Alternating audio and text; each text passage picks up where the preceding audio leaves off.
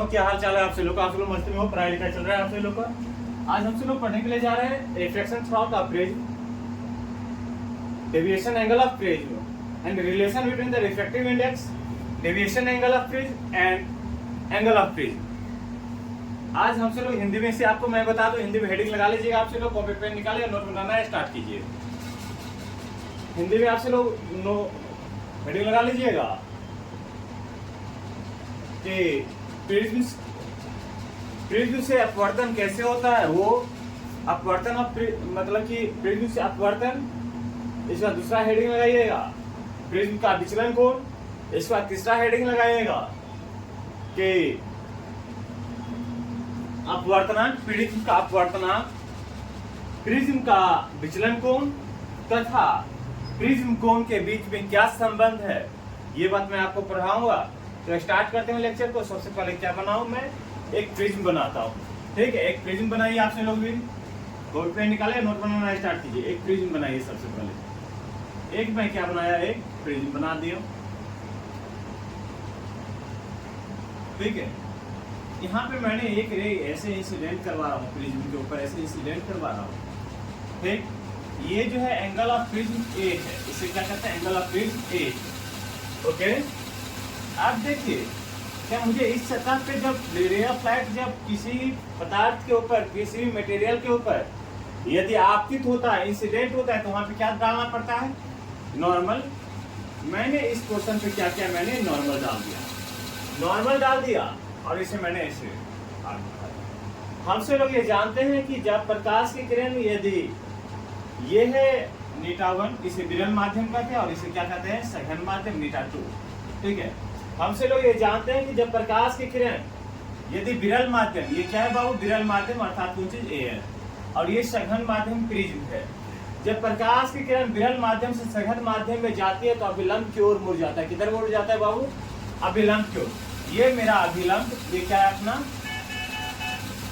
ये अपना क्या है बाबू, नॉर्मल है। क्या है नॉर्मल, मतलब क्या, अभिलंब। ये अपना क्या हो गया बाबू, आयरे हो गया। आयरे करने का मतलब क्या, आपतित किरण, इंसिडेंट रे। ठीक, ये अपना नॉर्मल हुआ तो किधर बेंड कर जाएगा, नॉर्मल की ओर बेंड कर जाएगा। मान ले कि ये नॉर्मल की ओर, ये यदि ये मीडियम नहीं होता तो ये कैसे निकल जाता, ये सीधा आगे निकल जाता। वह किधर बेंड कर गया, ये नॉर्मल की ओर बेंड कर गया। इन्होंने ऐसा बेंड करके और इस सतह पे इंसिडेंट कर दिया। क्या मेरा नॉर्मल है, तो इधर इन्होंने बेंड कर दिया। अब यहाँ से जो ये है, ये एंगल बनाया, क्योंकि यहाँ पे क्या एंगल बनाएगा, 𝜃i एंगल बनाएगा, और ये एंगल क्या होगा, 𝜃r होगा। फिर से देखिए कि ये रे जो है आफ्टर रिफ्लेक्शन, ये रे क्या हो गया, सेकेंड सतह पे आ जाए, मतलब कि क्या, जो प्रिज्म का सेकेंड सतह पे आया। फिर से मुझे क्या पड़ेगा, इसके ऊपर इस रे नॉर्मल डालना पड़ेगा। इसके ऊपर नॉर्मल डालिए, इसके ऊपर मैंने नॉर्मल डाला।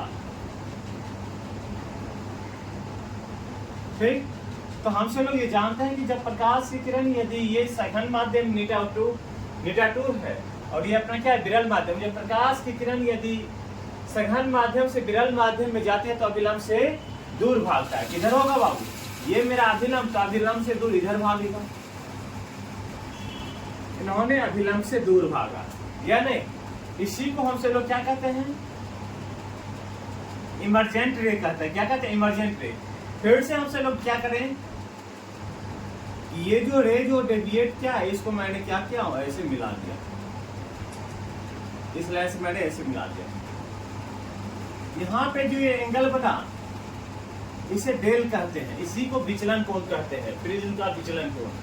यहाँ से जो ये इंसिडेंट रे ऐसे हुआ और यहाँ से जो इतना बेंड किया है, इसे 𝛿1 कह देते हैं। इसको क्या कह देता हूँ, 𝛿2 कह देता हो, और इसे क्या कह दूं, 𝜃i1 मान लेते हैं। क्या मान लेते हैं, 𝜃i1 क्या हो, क्योंकि इस सतह पे क्या कर रहा है, इंसिडेंट कर रहा है, और ये इसे हम L मान लेते हैं। ओके, इसे सतह P कह देते हैं, इसे क्या कह दूं, Q कह दूं। ओके, और कोई बात नहीं। फिगर ड्रॉ कीजिए, फिगर ड्रॉ हो गया, फिगर ड्रॉ हो गया ना, इसे क्या कह दीजिए, R रे कह दीजिए। R रे रिफ्रैक्टेड रे या इमर्जेंट रे भी इसे कहते हैं। क्लियर नोट डाउन हो गया ना? स्टार्ट कीजिए, डेरिवेशन को स्टार्ट कीजिए। इसको हम इसे 3 पार्ट में बांट लेते ताकि कि इधर से थोड़ा लंबा चौड़ा डेरिवेशन है। सबसे पहले आपसे लोग क्या कहेंगे कि इसका जो नेमिंग कर दीजिए कि एक प्रिज्म लिया जिसके ऊपर मैंने बिंदु P पे क्या क्या एक इंसिडेंट रे आपतित करवाया, इंसिडेंट रे करवाया। यहाँ पे मैंने एक अभिलंब डाला। अभिलंब डालने के बाद क्या हुआ कि ये जो प्रिज्म से अपवर्तन के बाद क्या होगा, प्रिज्म के दूसरे सतह पे बिंदु Q पे आपतित हुआ और यहाँ से फिर से ई एंगल बनाकर क्या कर दिया, अपवर्तित हो गया या नहीं। अब स्टार्ट करते हैं इसका डेरिवेशन। सबसे पहले हमसे लोग ये जानते हैं, नेमिंग कर दीजिए, नेमिंग तो है। लिखिए कि त्रिभुज का जो sum of angle in a triangle, त्रिभुज के तीनों कोनों का योग कितना डिग्री होता है, तो 180 डिग्री। लिख दीजिए sum of angle in a triangle P L Q, PLQ। आप PLQ में यदि बात करूं तो क्या थीटा R प्लस क्या थीटा I1 इक्वल टू क्या plus angle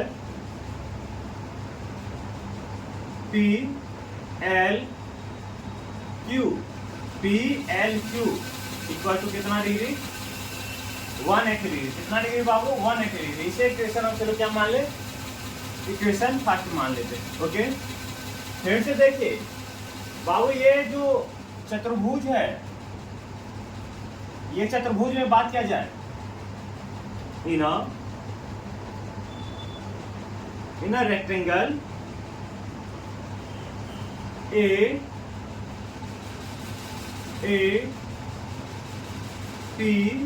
PLQ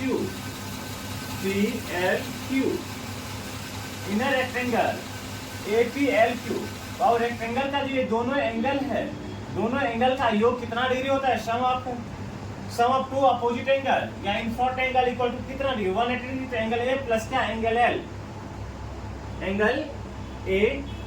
angle A को क्या कहते हैं, एंगल ऑफ प्रिज्म कहते हैं, प्लस क्या एंगल L बराबर कितना लिख दो, एंगल PLQ इक्वल टू कितना डिग्री, 180 डिग्री। इक्वेशन इसे सेकेंड कह दीजिए। अब देखिए equation first plus equation second, equation first और इक्वेशन सेकेंड को देखिए तो RHS बराबर है तो क्या होगा, LHS बराबर होगा। लिख दीजिए from equation first and second we get, हम पाते हैं समीकरण फर्स्ट और सेकेंड को देखिए तो LHS बराबर है तो RHS बराबर है तो LHS बराबर होगा एंगल थीटा R प्लस क्या एंगल थीटा I1 प्लस क्या एंगल PLQ बराबर equal to angle A plus क्या एंगल PLQ बराबर हो गया। बाबू यहाँ पर देखिए कि इसको यदि मैं इससे हटाऊं तो क्या हो गया, जीरो हो गया। इसे काट दो क्या, लिख दीजिए एक बार angle Q, angle theta R plus क्या angle theta R plus angle PLQ minus क्या एंगल PLQ बराबर क्या angle A, angle of prism. अब इसे मैं क्या कर दूं, कैंसिल कर दूं। तो हमसे लोग क्या लिख देता हूं, फिर से लिखिए, इसे मिटा दिए, इसे लिखिए। आपसे लोग क्या लिख सकते हैं कि एंगल A इक्वल टू क्या, एंगल A इक्वल टू हमसे क्या लिख सकते हैं थीटा R प्लस क्या थीटा I1,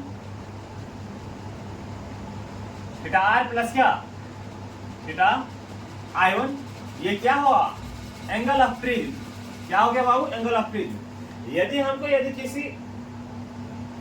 किसी प्रिज्म का यदि इंसिडेंट रिफ्लेक्टेड एंगल दे दिया जाए और ये इंसिडेंट एंगल दे दिया जाए तो एंगल ऑफ प्रिज्म हम निकाल सकते हैं या नहीं निकाल सकते हैं, कैसे निकाल सकते हैं, तो थीटा R प्लस क्या थीटा I इक्वल टू क्या एंगल ऑफ प्रिज्म। बात बराबर। अर्थात क्या ये अपवर्तित कोण और ये आपतित कोण ये दे दिया जाएगा और दोनों को जोड़ दो तो क्या मुझे प्राप्त हो जाएगा, प्रिज्म का क्या प्राप्त हो जाएगा, प्रिज्म का कोण प्राप्त हो जाएगा। बात क्लियर, यहां तक हमसे लोग आ गए। ठीक, फिर से लिखिए। अच्छा एक नेमिंग और कर दीजिए, पी क्यू आर, कहीं पे चर्चा नहीं ना, इसे आर मान लीजिए। लिखिए फिर से ट्रायंगल, त्रिभुज, इन ट्रायंगल त्रिभुज P P R Q, P R Q, P R Q. बाबू एक बात जानते हैं हमसे लोग कि बाह्य कोण क्या होता है, बराबर होता है अंतः सम्मुख कोण के योग के। बाह्य कोण यहाँ पे क्या है, डेल, ये जो डेल बराबर क्या होगा, डेल 1 प्लस क्या, डेल 2। लिख सकते हैं ना, लिख सकते हैं। ओके, इक्वेशन हम इसे क्या बोल दूं आप, अच्छा इक्वेशन इसे 3 बोल दीजिए, और इक्वेशन इसे हम क्या कर दूं, 4 कर दूं, कर सकता, कोई दिक्कत नहीं है। अब चलिए, ये तो मुझे क्या प्राप्त हो गया, ये मुझे प्राप्त हो गया डेविएशन एंगल, विचलन कोण। अब एक जरा सा ब्रेन लगाइए। हम चलो ये कह सकते हैं कि थीटा आई बराबर क्या, थीटा आर बराबर क्या, थीटा आई 1। ये बात मैं अभी बोलता हूं और इस बात को मैंने अभी प्रूव कर दूंगा। क्या कर दूंगा, इसे मैं प्रूव कर दूंगा। ठीक है, मैं फिर भी आपसे लोग को मैं बता दूं कि ये बात कितना होगा, थीटा आई बराबर क्या, थीटा आर 1। तब हमसे लोग ये लिख सकते हैं कि एंगल ऑफ प्रिज्म बराबर क्या, 2 थीटा आर या 2 थीटा आई 1 लिख सकता हूं। मेरा अभी प्रूव कर देता हूं। लिखिए, लेट अस एज्यूम मैं ये मानता हूं for minimum deviation, for minimum deviation, कम विचलन के लिए मुझे क्या करना है बाबू, तो कम विचलन के लिए मुझे ये करना पड़ेगा, ये पहले एक ग्राफ समझिए। यहां पे हम ये बात मानेंगे कि थीटा आई बराबर क्या, ई। यहाँ पे जो है थीटा आई बराबर, जो कम विचलन के लिए हम क्या मान लेंगे, आपतित कोण बराबर क्या हो जाएगा, विचलन कोण का आपतित कोण बराबर हो जाएगा क्या, ई का, इमर्जेंट कोण का। ठीक है, निर्गत कोण का, किसका, निर्गत कोण का। अब यहाँ पे क्या होगा, डेल मिनिमम हो जाएगा, क्या होगा, डेल, यहां से जो भी है ना, यहां से अपना क्या हो जाएगा, ये डेल मिनिमम हो जाएगा। अब समझिए, यहां पर हम लोग क्या मान लिए, थीटा आई बराबर क्या, थीटा ई। ठीक, अब हमसे लोग क्या करते हैं कि स्नेल्स लॉ पी और बिंदु क्यू पे लगा देते हैं। क्या, बिंदु पी पे स्नेल्स लॉ लगा देंगे और बिंदु क्यू पे स्नेल्स लॉ लगा देंगे। लिख दीजिए कि अप्लाइंग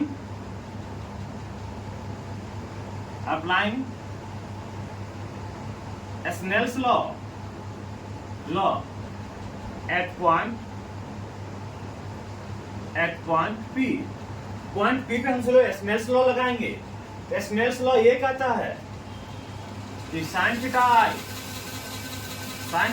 बाय क्या, साइन थीटा इक्वल टू क्या, थीटा 2 बाय क्या, थीटा 1। यहाँ पे देखिए साइन थीटा आई अर्थात कि आपतित कोण, साइन थीटा आर अपवर्तित कोण, थीटा 2 क्या है, थीटा 2 है अपवर्तनांक, मतलब कि सेकेंडरी जो जिस माध्यम में अपवर्तन हुआ है उसका अपवर्तनांक है। इसका थीटा 1 क्या है, जिस माध्यम से आपतन हुआ है उसका अपवर्तनांक है।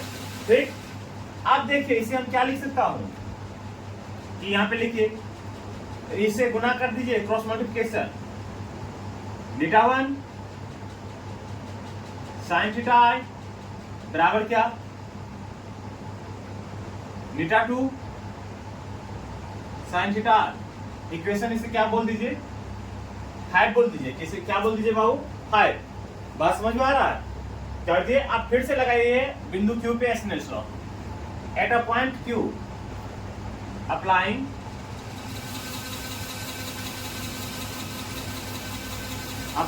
Snell's law at point Q. बिंदु क्यू पे आप स्नेल्स लॉ लगाइए, बिंदु क्यू पे स्नेल्स लॉ लगाइएगा तो यहाँ पे क्या हो जाएगा, साइन थीटा आई की जगह पे हम लोग क्या लिखेंगे, साइन थीटा आई की जगह पर हम लोग क्या लिखेंगे, साइन थीटा यहाँ पे आपतित कोण की जगह पे क्या लिख दिए थे, साइन थीटा I1 लिखेंगे यहाँ पे, क्योंकि यहाँ पे इंसिडेंट ये हो रहा है, तो क्या लिखेंगे साइन थीटा I1। अपवर्तन कहाँ पे हो रहा है, यहाँ पे लिख दो साइन थीटा E बराबर क्या, अपवर्तन कहाँ पे हो रहा है, तो यहाँ नीटा 1 में हो रहा है, क्योंकि यहाँ पे अपवर्तन कहाँ पे हो रहा था, नीटा 2 में हो रहा है, और यहाँ पे अपवर्तन कहाँ पे हो रहा है, नीटा 1 में। यहाँ क्या लिख दीजिए नीटा 1 बाय क्या, आपतन कहाँ पे हो रहा है, तो नीटा 2 में हो रहा है, तो यहाँ पे लिख दीजिए नीटा 2। अब इसे फिर से सॉल्व कीजिए, देखता हूँ कि आपसे लोग को विजिबल है या नहीं, विजिबल है प्रॉपर तरीका से। ओके, अब इससे आगे यहाँ पे मैं आ रहा हूँ,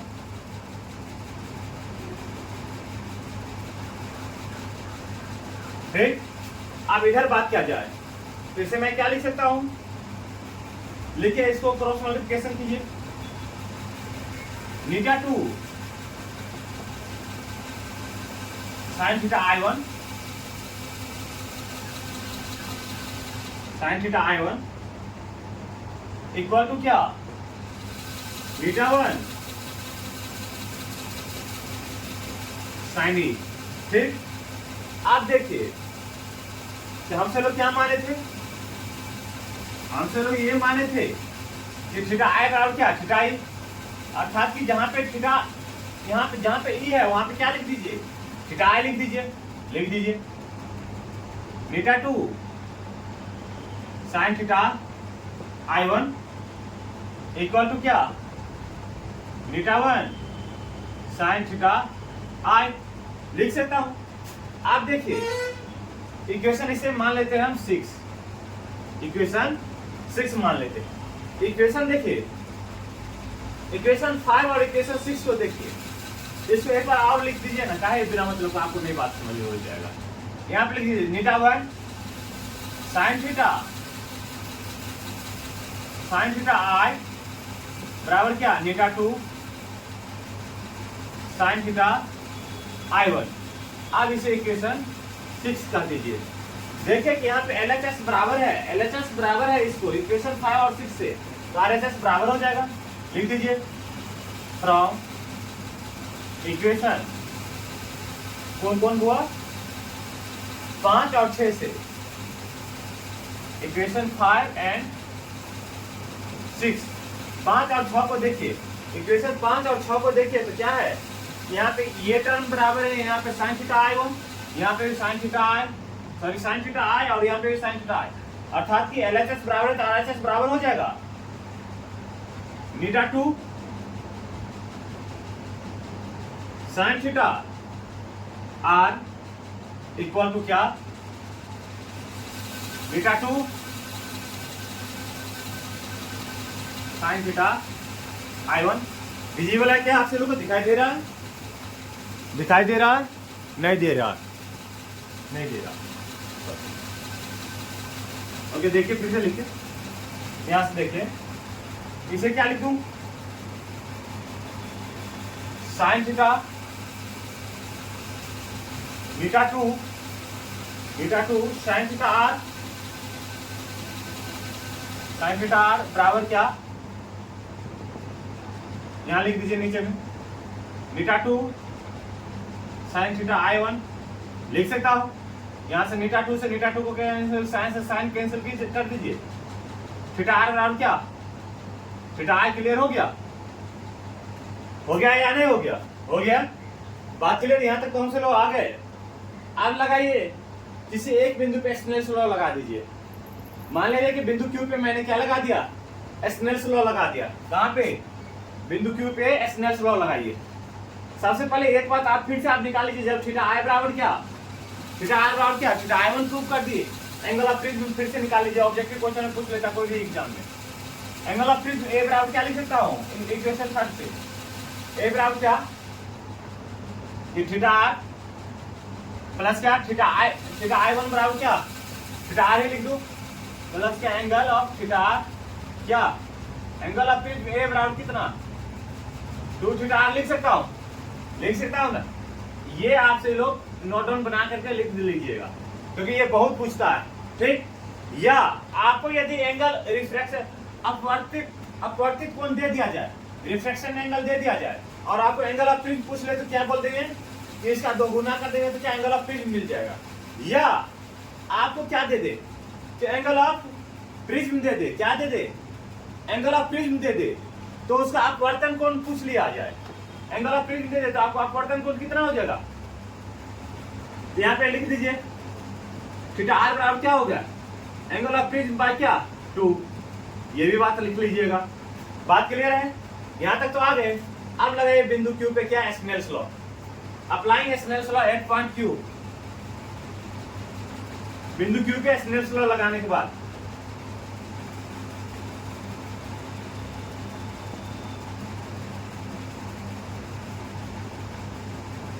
एट पॉइंट Q, बिंदु Q पे यदि स्नेल्स लॉ लगाऊं तो हमसे लोग क्या लिख सकता हूं, क्या लिखा जाए,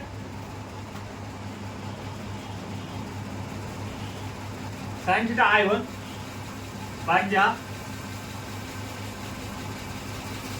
साइन E बराबर क्या, अपवर्तन किसमें हो रहा है, नीटा 1 बाय क्या, नीटा 2, क्या नीटा 2 लिख सकता हूं। आप समझिए यहां से। अच्छा, एक चीज मैंने अभी तक निकाला ही नहीं। चलिए ठीक है, एक चीज और निकालना पड़ेगा, अभी बात यहाँ पे रहने दीजिए। सबसे पहले यहाँ पे विचलन कोण का और मान निकालिए ना। इधर मिटा दे क्या, इधर मिटा दूं, इधर इरेज कर देता हूँ, ठीक है, इधर इरेज करता हूँ। समझिए ये बात को, इधर बात समझ आ गया है ना। विचलन कोण के लिए और बात कैलकुलेट करना पड़ेगा। डेल पहले तो निकालिए,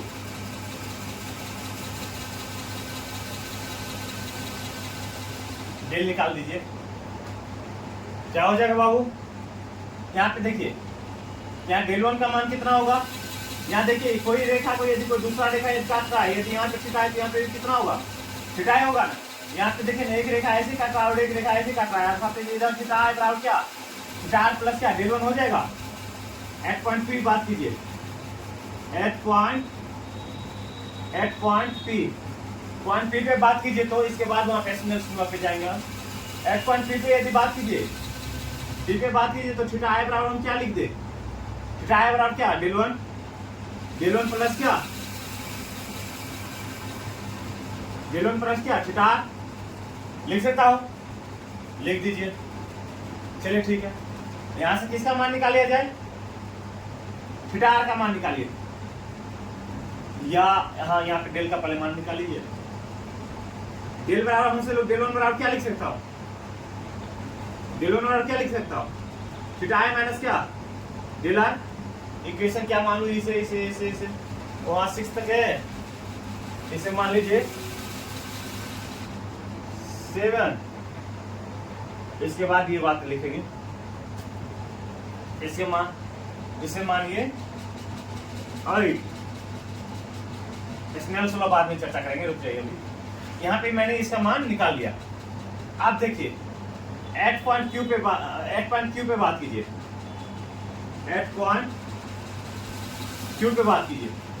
क्यू पे मुझे यहीं पे इसे कैलकुलेट कर लेना था, थोड़ा आगे बढ़ गए।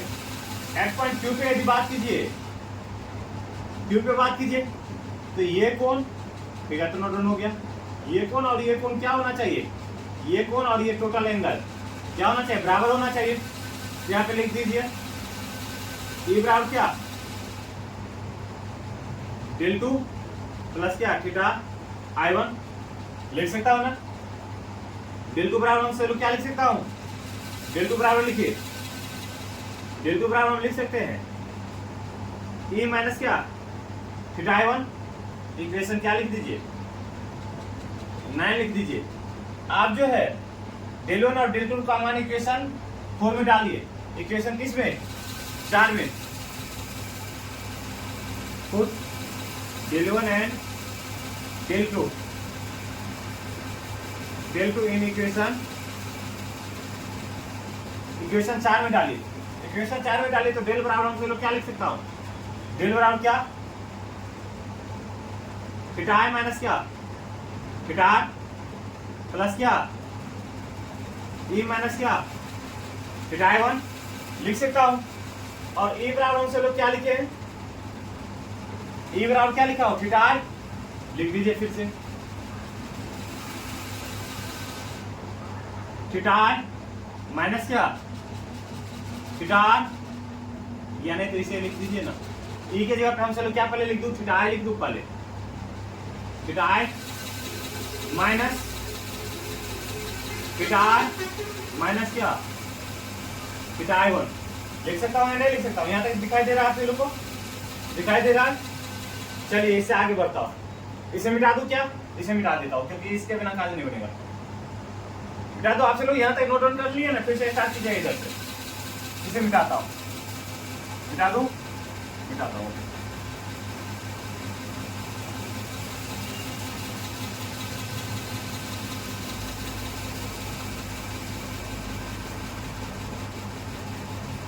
अब जो है ये अपना क्या हो गया डेल हो गया, डेल का मान यहां से लिखिए, डेल का मान इसे यहां पे लिखा जाए तो डेल बराबर हम क्या लिख सकते हैं 2 theta i minus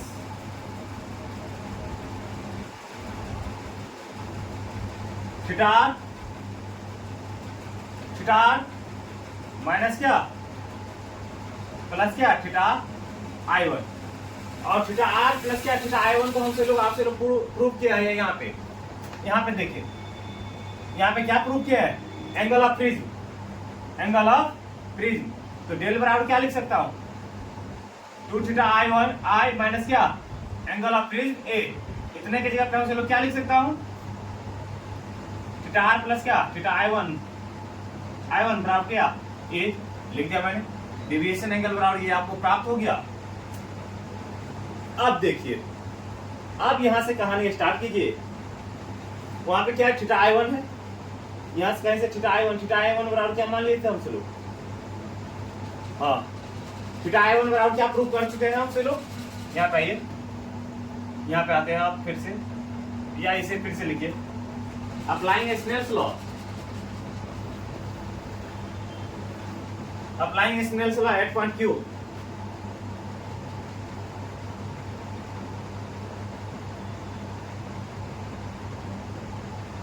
Snell's law at point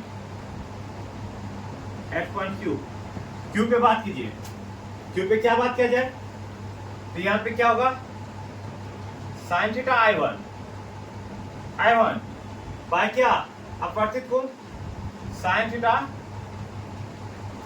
E बराबर क्या नीटा 1 बाय क्या नीटा 2, क्योंकि नीटा 1 आपसे लोग ये जानते होंगे नीटा 2 है नीटा 1 होता है, मगर आपसे लोग को ये बात समझ में आना चाहिए कि ऊपर में क्या लिखता है कि जहां पे अपवर्तन होता है उसका अपवर्तना है, तो अपवर्तन किस में हो रहा है यहाँ पे नीटा 1 में हो रहा है, और आपतन किस में हो रहा है तो नीटा 2 में हो रहा है, इसी कारण से मैंने ऐसा लिख दिया। बात क्लियर। आप लिख दीजिए कि थीटा ई बराबर हम से लोग क्या जानते थे, ई बराबर हम से लोग ये जानते थे कि क्या है ई बराबर आई, ई बराबर क्या है आई है, यहां से लिख दीजिए ई बराबर क्या थीटा आई है, यहां से थीटा आई का वैल्यू हम यहां से डाल देंगे, ई बराबर क्या थीटा आई, और थीटा i1 बराबर क्या थीटा r, हमसे लोग प्रूव कर चुके हैं थीटा i1 बराबर क्या, और थीटा i1 बराबर क्या थीटा r, ये हमसे लोग डाल सकते हैं। अब लिख दीजिए कि थीटा i बाय क्या, या इसे एक बार और लिख दीजिए साइन थीटा i बाय क्या साइन थीटा r बराबर क्या नीटा 1 बाय नीटा 2, नीटा 1 बाय नीटा 2। अब फिर से यहाँ पे वैल्यू डालिए, नीटा 1 का वैल्यू यहाँ पे लिख दीजिए नीटा 2 साइन थीटा i, या एक बार और लिख दीजिए ना, ये बात लिख दीजिए ना, ये लिख मानिए कि sine theta i equal to क्या थीटा i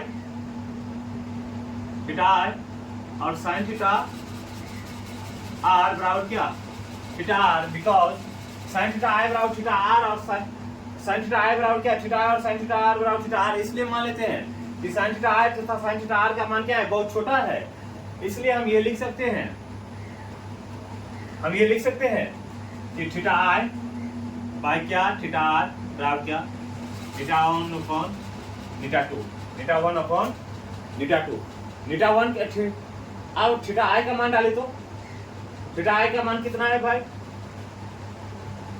डेल 1 प्लस क्या थीटा आर लिख सकता हूं, डेल 1 प्लस क्या थीटा आर। हाँ कोई दिक्कत नहीं है।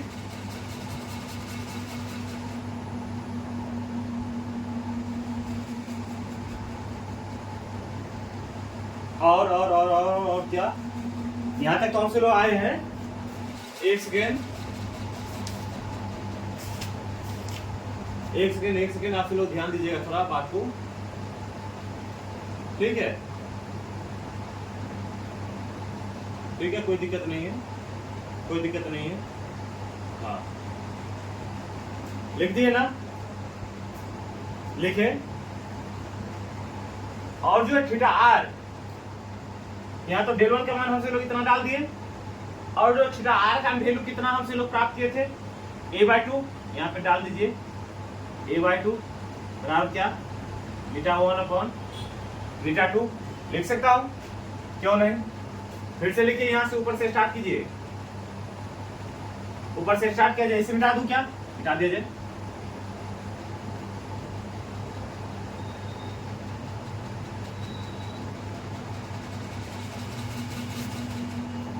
एक बार और लिखिए, यहां से निकालिए आपसे लोग क्या थीटा 1 और थीटा 2 का वैल्यू निकाल लीजिए। तो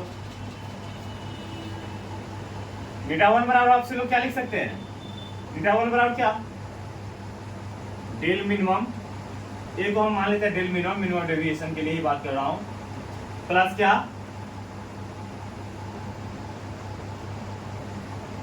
थीटा आर बाय क्या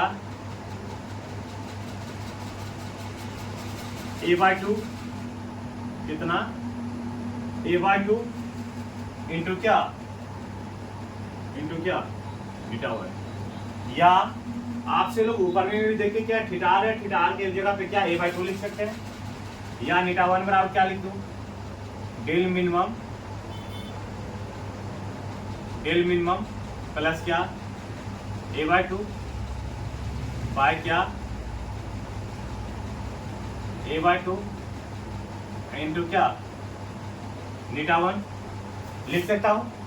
फिर से आपसे लोग क्या कीजिएगा, आपको मान लीजिए कि डेल 1 का मान थीटा 1 का मान मैंने निकाल दिया, फिर से आपसे लोग थीटा 2 का मान निकालिए। आप किसका थीटा 2 का मान कितना होगा बाबू, लिखिए एक बार और, थीटा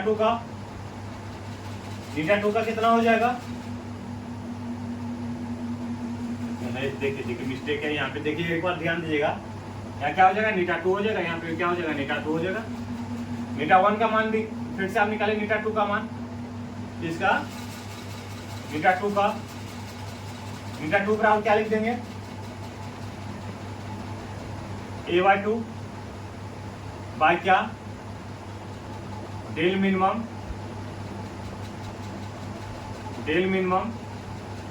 प्लस क्या a/2 इंटू क्या थीटा 1।